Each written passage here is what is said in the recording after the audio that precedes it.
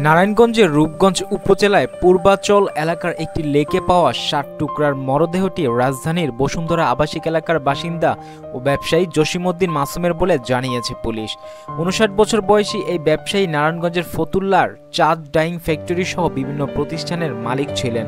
গত ১০ নভেম্বর বিকেলে তিনি বাসা থেকে বের হন এবং এরপর নিখোঁজ হয়ে যান। জসিমের ছেলে সাইফুল ইসলাম জানান, রোববার বিকেলে প্রাইভেট কার নিয়ে বাসা থেকে বের হয়ে গুলশানের গাড়িটি চালককে দিয়ে অন্য একটি গাড়িতে নারায়ণগঞ্জে যাওয়ার কথা বলেন।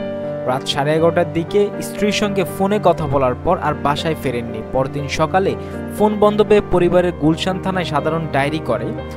বুধবার পুলিশ নারায়ণগঞ্জ জেনারেল হাসপাতালের মর্গ থেকে মরদেহ শনাক্তের পর পরিবারের কাছে খবর পাঠায়। পুলিশ জানায়, পূর্বাঞ্চল ৫ নম্বর সেক্টরের লেকে এক রিকশা চালক দুর্গন্ধের উৎস খুঁজতে গিয়ে কালো পলিথিনে মোড়ানো লাশের টুকরো দেখতে পান। পরে স্থানীয়দের মাধ্যমে পুলিশ খবর পেয়ে ৩টি পলিথিনে মোড়ানো ৬০ টুকরা লাশ উদ্ধার করে। নিহত পরিবার থেকে দাবি করা হয়, কারো সঙ্গে তার বাবার ব্যক্তিগত বা ব্যবসায়িক শত্রুতার সম্পর্কে জানে না। তবে এই ঘটনার সন্দেহভাজন হিসেবে এক নারীকে আটক করা হয়েছে এবং পুলিশ তদন্ত চালিয়ে যাচ্ছে।